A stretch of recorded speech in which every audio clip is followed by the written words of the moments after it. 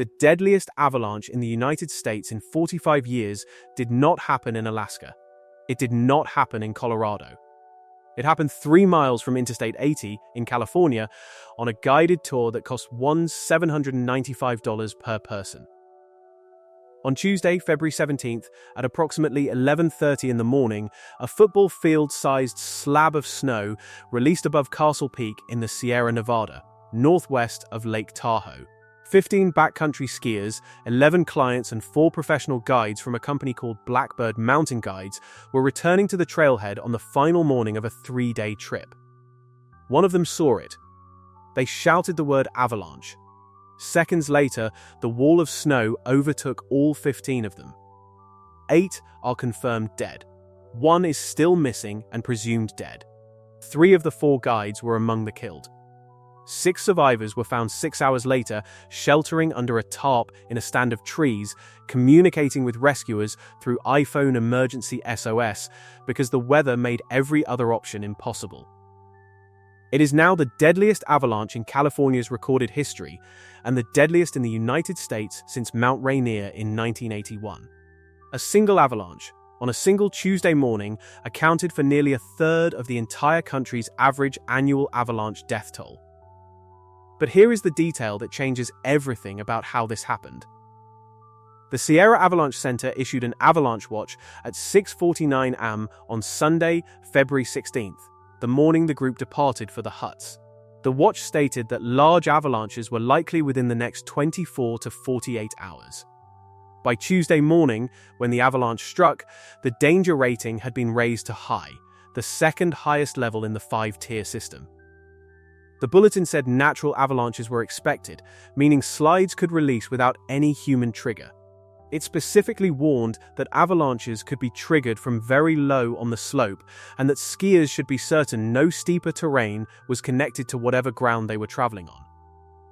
The group departed anyway. They had been staying at the Frog Lake Backcountry Huts, a remote lodge at 7,600 feet in the Tahoe National Forest, accessible only on skis. Guests carry their own food and supplies. The return route to the Castle Peak trailhead is 3.5 miles long. The Truckee Donna Land Trust, which operates the huts, notes on its own website that this route passes through numerous avalanche hazards. One day before the avalanche, Blackbird Mountain Guides posted a video to Instagram. In it, a company employee described what they called atypical layering in the mid-season snowpack. They identified, on camera, a particularly weak layer on northerly aspects across various elevation bands. The avalanche that killed 8 or 9 of their clients and guides the next morning occurred on a north-facing slope at 8,200 feet. To understand why this avalanche was so catastrophic, you have to understand what was hiding beneath the surface. A weeks-long snow drought had hit northern California's Sierra Nevada earlier in the winter. Warmer than usual temperatures caused the existing snow surface to transform. The top layer degraded into a bed of loose, angular crystals, what avalanche scientists call faceted snow. Faceted crystals do not bond. They sit like a layer of ball bearings beneath whatever falls on top of them. Then, starting on Sunday, 3 to 6 feet of new snow fell on top of that layer in 48 hours. The storm brought sub-freezing temperatures and gale-force winds. The new snow did not have time to bond to the old surface.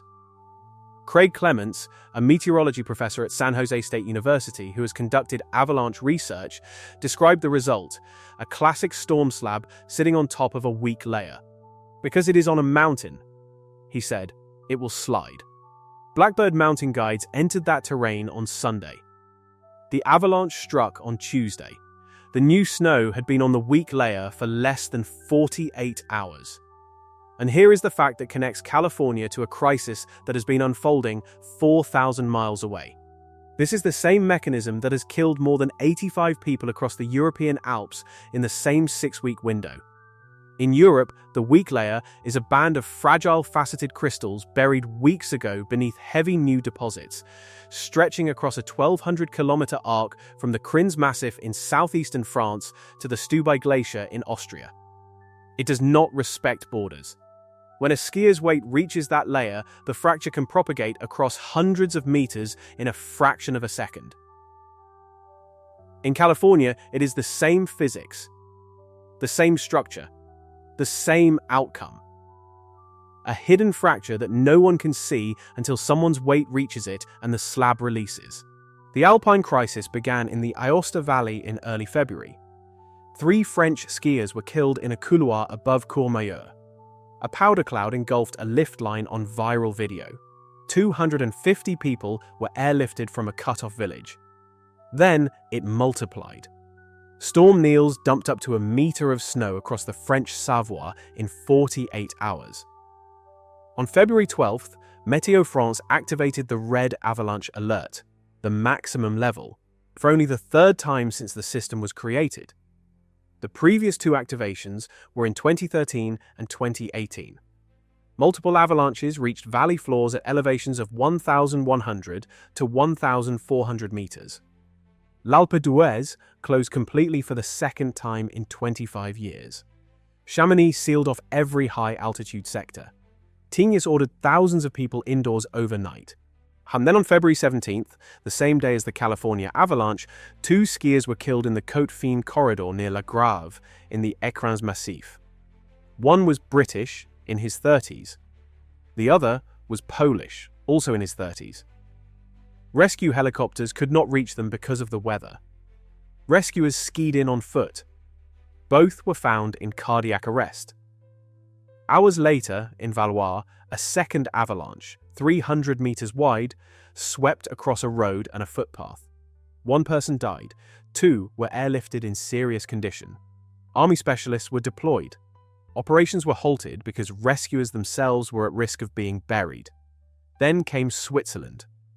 On February 16th, the Swiss Federal Institute for Snow and Avalanche Research raised the danger to level 5, the absolute maximum, across large parts of the canton of Valais. During the bulletin used 2 words that Swiss avalanche authorities almost never use together: extraordinary situation. Roads to Zermatt, Saas-Fee, Saas-Grund, and Evelyn were all closed. The Matterhorn-Gotthard Railway suspended services.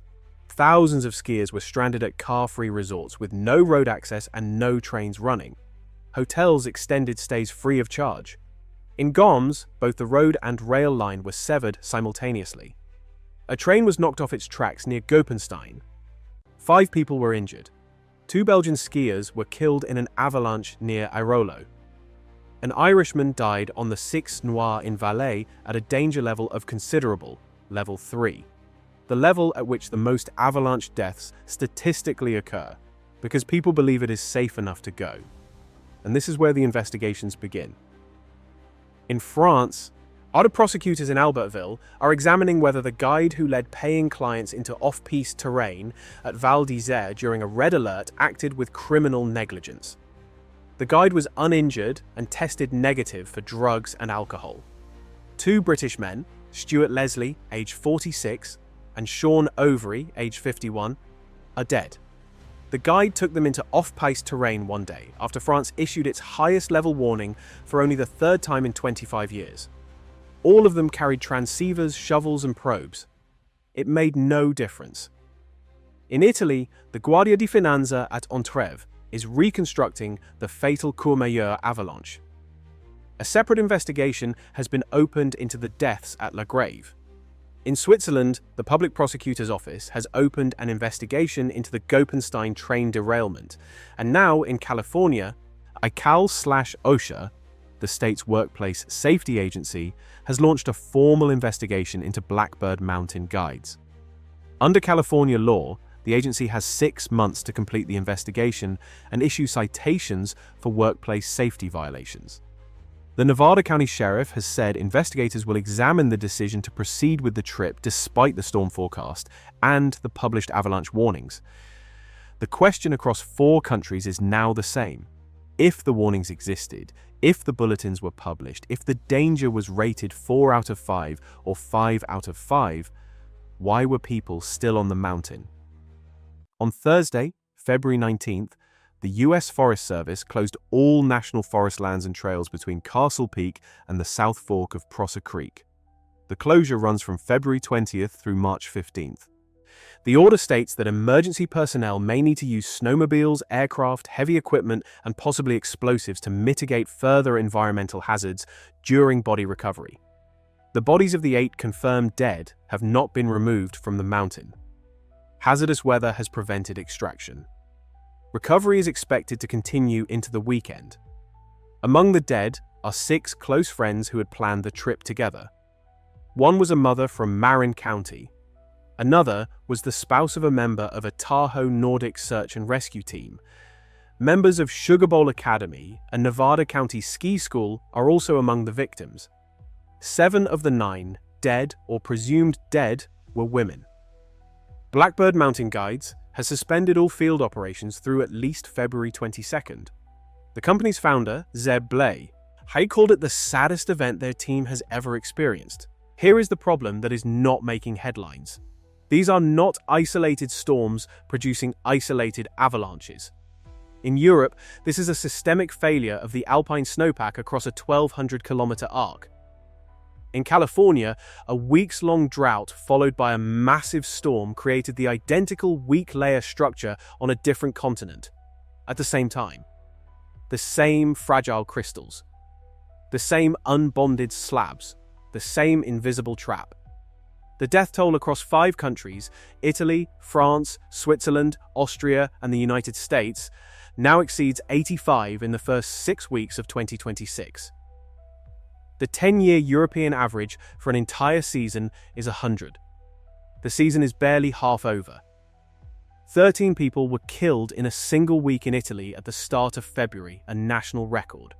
At least 28 people are dead in France this season, well above the decade average.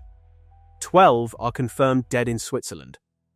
2 snowboarders were killed on the Stubai Glacier in Austria. And a single avalanche in California produced the highest single-event death toll in the United States in 45 years.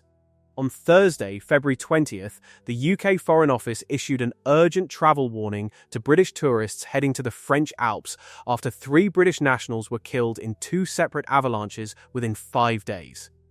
In the Aosta Valley, new avalanche incidents were reported on the same day. A new storm system is moving into the Western Alps. Snow is falling at 900 meters in Morgex. The persistent weak layer that started this crisis has not stabilized. The Winter Olympics opened on February 6th. Tens of thousands of tourists flooded the Alps. The same mountains that killed 3 people a day last summer are now killing people in their winter gear. And on the other side of the Atlantic, a guided tour company posted a video identifying the exact weak layer that would bury their clients the next morning. Xavier Diarru, one of the most decorated freeride snowboarders in history, watched 5 skiers get buried in Verbier on the same Friday that 3 people died in Val d'Isère. He called it a giant trap. He warned that if the community keeps behaving this way, what they will get is legislation that shuts freeriding down for everyone. Criminal investigations are now open in France, Italy, Switzerland, and California. The trap is still open. And it has crossed the Atlantic.